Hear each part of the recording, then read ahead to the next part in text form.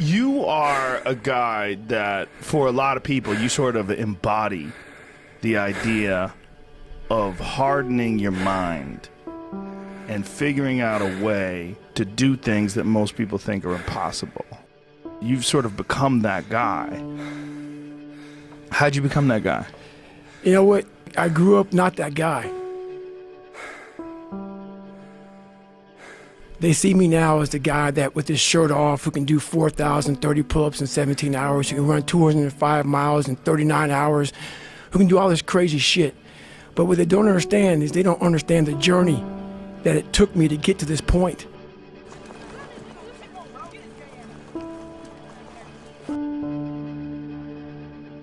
My dad beat the shit out of me when I was growing up. My dad owned skating rinks, he owned bars, he ran prostitutes from Canada to Buffalo, New York. My dad was a big-time pimp, big-time hustler. Anything bad about a person, he was that kind of guy. Beat the shit out of me, beat the shit out, out of my mom. There was an incident one time when my mom got knocked out on top of the stairs and he dragged her down the stairs by her hair. In my mind, I was always afraid. My whole life I was afraid, but I had this fucking voice, this conscience that would always be battling me, saying, hey, you gotta get up and do something. I didn't want to do shit. And I have a big-time learning disability because my dad didn't believe in us going to school.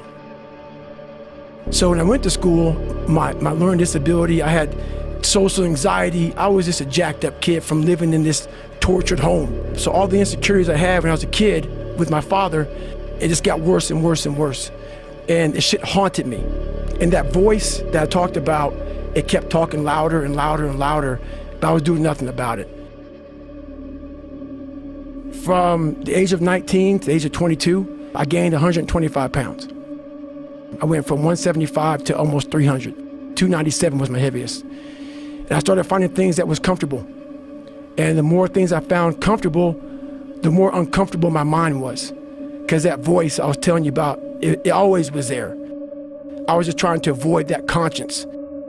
I wanted to be left alone from that conscience, and it wouldn't leave me alone. What changed, I watched this Discovery Channel show, Class 224. Class 224.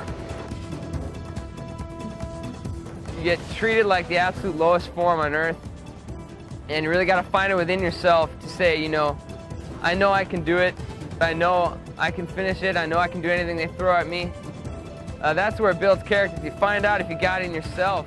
I watched the show, and it made me reflect big time on the piece of shit that I am, and I'm exactly what people said I was going to be. I was watching these guys going through Hell Week. Hell Week, the most dreaded week of Bud's. It's the ultimate test of one's physical and mental motivation. A round-the-clock regimen of intensive physical training and harassment, with as little as 4 hours of sleep during the entire week. And these guys are ringing the bell, quitting, dropping their helmet down, rolling out. A lot of guys just leaving.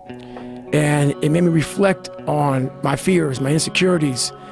And I saw real men, what I thought were real men who were staying, who were overcoming adversity, who were overcoming all these different things that I had blamed so many fucking people in my life, my dad, my mom for not being there, my learning disability, my skin color.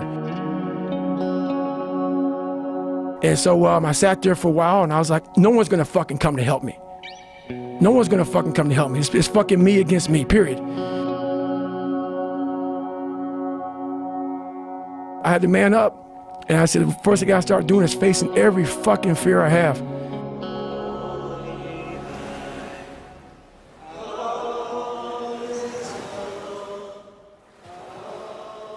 So I started calling recruiters up. I said, I'm gonna go be a fucking Navy SEAL. There's a weight and height limit to get in the military. And I was 6'1" and 297. And I called this guy named Steven Salgio, recruiter, up. And he said, hey, come on in. He saw me, put me through the weight standard, all this other stuff. And to get into the class I had to lose 106 pounds in less than 3 months.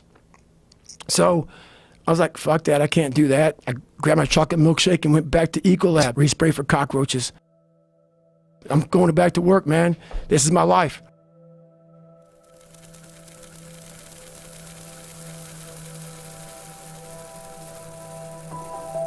I don't like cockroaches too much.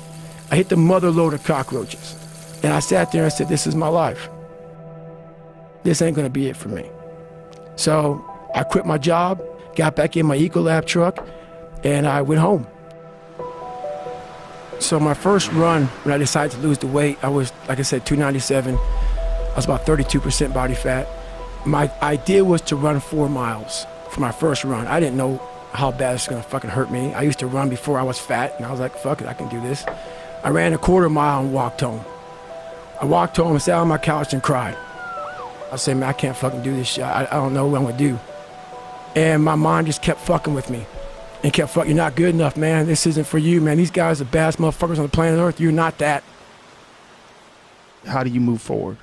What it was, and it's kind of funny, I was obsessed with Rocky. And I would fast forward with the little VHS tapes to round 14. Round 14 fucked me up like nobody's business. Hard left and the right combination. What is keeping him up, Bill? I don't know. When Apollo Creed beat the fucking shit out of Rocky, beat the shit out of him, he kept fighting. He was a dumb fighter, couldn't read, couldn't write. That was me. He was in that corner and everybody was saying, stay the fuck down. Down, down, stay down. Apollo dancing around with his arms in the air. And him getting up, Apollo Creed raised his arms up in the fucking air, turned around, thought he won the fight. He turns around and sees this guy getting up, and it was the face of Apollo Creed that changed my life. The face of Apollo Creed. It was like, just by that motherfucker getting up, not winning, just by him getting the fuck up, Rocky had taken his soul. Had literally taken his soul. His head goes down, he looks at him like, what the fuck are you? I wanted to be that. I wanted to be the guy that people looked at. I don't care if you liked me or didn't like, I don't care. But it said, this motherfucker is gonna keep coming after whatever the fuck is in front of him. I wanted that. I wanted that. I wanted that worse than anything in the world. I kept picturing me falling down and getting up. I wanted to feel something besides defeat. I wanted to just go the distance. I say what if a lot. It sounds corny and it sounds weak, but it's true. What story would it be if my fucking fat, dumb, insecure ass can overcome this shit? What if I can be a SEAL, man? How would that feel? To go from this fat, insecure motherfucker to one of the best guys on the planet Earth. This journey is gonna take something that is gonna be incomprehensible to most people. So I would sit on my couch saying, who at 297, who can't fucking swim that great, who's scared of the fucking water, would have the fucking balls? Who had the balls to fucking man up, quit a job, and to put everything on himself? So it's how I started talking to myself and putting myself in a whole different category, and that would fuel me the next day, and I just kept using that as fuel and fuel. No one would do this shit. No one would do this shit. You're the baddest motherfucker around. You're the baddest motherfucker ever lived. I just kept fueling me with the right kind of message that I needed to hear that I was never telling myself.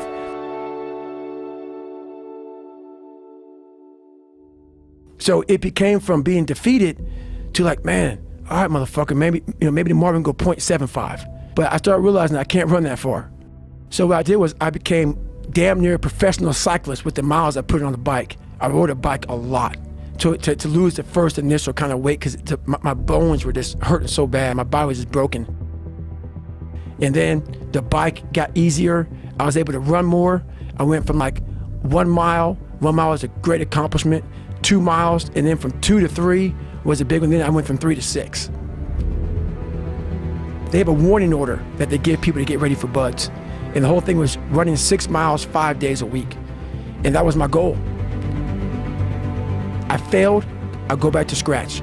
I'll use some positive motivation. I have like one day where I'm like fucking defeated. But I started realizing this is part of the process. This is part of the journey versus just saying, like I used to, I'm just not good enough. We always say that shit. I'm just not good enough, and then we try something else. I'm gonna fucking make myself good enough. And that became my mentality. I had to invent a guy that didn't exist. I had to invent a guy that can take any pain, any suffering, any kind of judgment. I had to build this callous mind And I built it through suffering. I built it through downright fucking just crushing myself. If it was raining outside at 3 o'clock in the fucking morning, if it was snowing, my instinct was, we gotta fucking go out there. Anything that was fucking horrible in my life that I would normally say no, that was inhumane to most people, I had to go do it. And I lost the weight. I went back to recruiter, I got into that class, and I went through 3 Navy SEAL Hell Weeks in 1 year. Only guy to ever be in 3 Hell Weeks in 1 year, to my knowledge. The first one I didn't make it through, the next 2 I did. I didn't stop anymore from there.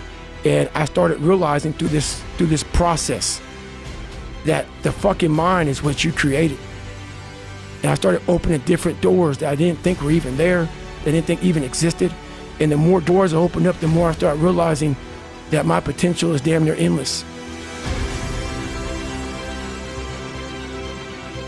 If anybody knows my life story, and I'll try to give you just a snippet of it to get through where I'm at now, there's nothing but pride I have for myself that I can't really show people. Because I have this face that they see like, are you happy? What's wrong with you? You're missing the story, man. Am I happy? What the fuck do you think? Don't misunderstand the passion in which I speak for not being intensely happy. But I'm not done. No, I have a lot more shit to do. A lot more shit to do.